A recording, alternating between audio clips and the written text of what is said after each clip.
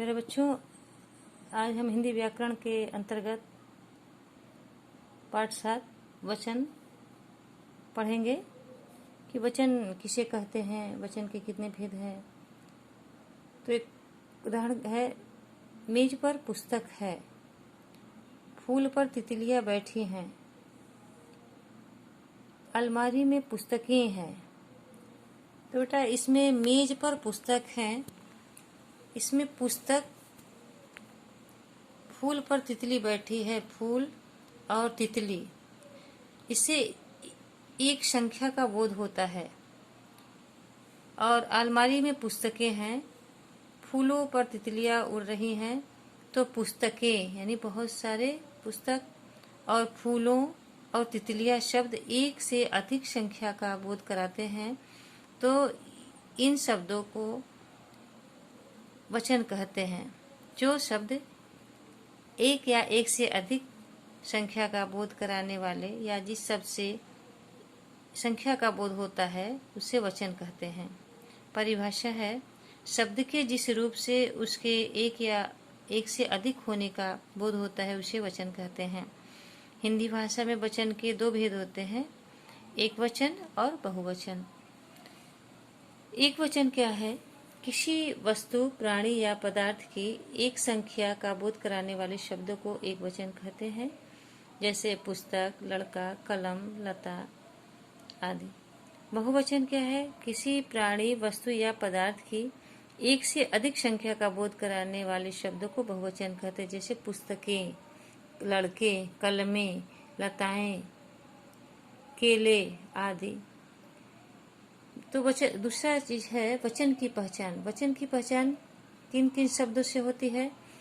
तो वचन की पहचान संज्ञा शब्द से, सर्वनाम शब्द से और क्रिया शब्द से की जाती है।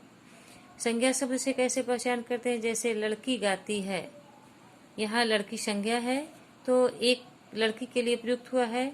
लड़कियां गाती हैं तो ये लड़कियां भी संज्ञा है, लेकिन यहाँ बहुत सारी लड़कियों के लिए प्रयुक्त हुआ है, तो इससे संज्ञा से हमें वचन की पहचान हुई। दूसरा क्या है? वह खाता है, तो वह सर्वनाम का शब्द है और खाने एक व्यक्ति के लिए प्रयुक्त हुआ है। वे खाते हैं, ये भी सर्वनाम का शब्द है और वे बहुत सारे व्यक्तियों के लिए प्रयुक्त हुआ है, तो ये सर्वनाम शब्द से वचन की पहचान हुई। दूसरा क्या है? क्रिया शब्दों से। क्रिया शब्द से भी वचन की पहचान होती है, जैसे शेर दहाड़ रहा है, एक शेर के लिए प्रयुक्त हुआ है दहाड़ना, शेर दहाड़ रहे हैं, यहाँ बहुत सारे शेर के लिए प्रयुक्त हुआ है, तो इस क्रिया से भी वचन की पहचान हुई। इन वाक्यों में क्रियाओं के आधार पर एक वचन और बहुवचन की पहचान की जा सकती है। और उदाहरण है, जैसे मोर नाचता है, यहाँ एक मोर के लिए प्रयुक्त हुआ है। मोर नाचते हैं, यहाँ नाचना शब्द क्रिया का है, इससे बहुत सारे मोर नाचने का बोध हो रहा है। नाचते हैं, बहुत सारे मोर के नाचने का बोध होता है। तीसरी बात यह है कि कुछ शब्द सदैव एक वचन में ही रहते हैं, जैसे पृथ्वी, आकाश, आग, पानी, दया, वर्षा, घी, जाति, सत्य, झूठ, सामान, भीड़, जनता, पुलिस आदि। इन शब्दों को याद करना होगा। दूसरा चीज है कि व्यक्तिवाचक, भाववाचक और पदार्थवाचक संज्ञाएं सदैव एक वचन में रहती हैं, जैसे व्यक्ति, किसी का नाम, राम, मोहन, सीता, गीता, ये हमेशा एक वचन में ही रहती हैं। दूसरा भाववाचक, जैसे बुढ़ापा, बचपना, जवानी, और पदार्थवाचक यानी दूध, घी, तेल, ये सब शब्द हमेशा एक वचन में ही प्रयुक्त होते हैं। कुछ शब्द सदैव बहुवचन में रहते हैं, जैसे प्राण, होश, दर्शन, आंसू, हस्ताक्षर, ये हमेशा एक बहुवचन में होते हैं। तीसरी बात यह है कि आदर एवं सम्मान प्रकट करने के लिए एक वचन शब्दों का प्रयोग बहुवचन की भांति होता है, जैसे पिताजी सो रहे हैं, पिताजी एक हैं लेकिन यहाँ बहुवचन का प्रयोग सो रहे हैं, यानी सम्मान के लिए बहुवचन का प्रयोग होता है।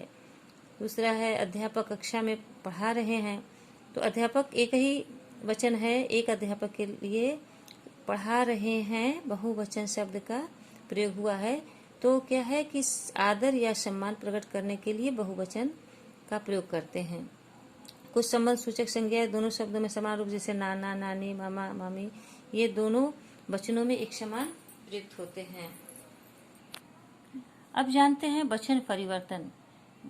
एक वचन शब्दों को बहुवचन में तथा बहुवचन शब्दों को एक वचन में बदलने की क्रिया को ही वचन परिवर्तन कहते हैं।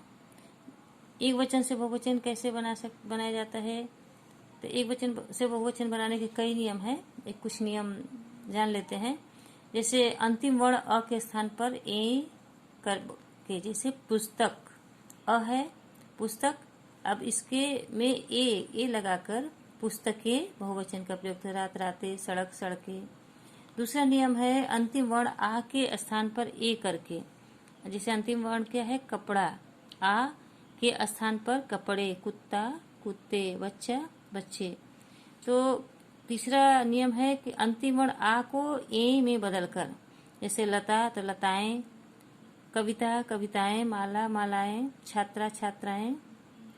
तो ये आ के स्थान पर ए का प्रयोग पुल्लिंग के लिए होता है और आ के स्थान पर ए चंद्रबिंदु, इसका प्रयोग स्त्रीलिंग में होता है।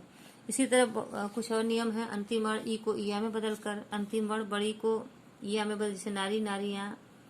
स्त्रीलिंग शब्दों के अंतिम वर्ण या को या में बदलकर, जैसे चिड़िया चिड़िया, डिबिया डिबिया। अंतिम वर्ण ऊ और ऊ को ए में से जोड़कर बधू बधुए, बहुवचन में बधुए हो जाएगा। गुरु गुरुजन। एक वचन शब्दों में गण वृंद वर्ण जन लोग आदि शब्द जोड़कर, जैसे गुरु एक गुरु के लिए गुरुजन, खग पक्षी एक पक्षी के लिए खगवृंद, कवि कविगण, आप लोग, इससे बहुवचन बनता है। गण वर्ग वृंद और जन। वचन किसे कहते हैं ना? शब्द के एक या एक से अधिक संख्या का बोध कराने वाले शब्दों को वचन कहते हैं। वचन के कितने भेद होते हैं? वचन के दो भेद होते हैं, एक वचन और बहुवचन। एक वचन किसे कहते हैं? संज्ञा या सर्वनाम की एक संख्या का बोध कराने वाले शब्दों को एक वचन कहते हैं। बहुवचन किसे कहते हैं? तो जिन शब्द से बहुत सारे एक से अधिक संख्या का बोध होता है उसे बहुवचन कहते हैं। वचन की पहचान किन किन शब्दों से होती है? तो मैं आगे बता चुकी हूँ कि वचन की पहचान संज्ञा शब्दों से, सर्वनाम शब्दों से और क्रिया शब्दों से होती है। एक्सरसाइज है, उचित शब्द सुनकर स्थानों की पूर्ति कीजिए। हमारे देश में 6 ऋतुएं होती हैं। पिंजरे में तोता बोल रहा है, पेड़ से पत्ते गिरते हैं, छात्राएं कक्षा में पढ़ रही हैं, कवि अपनी कविता सुना रहा है।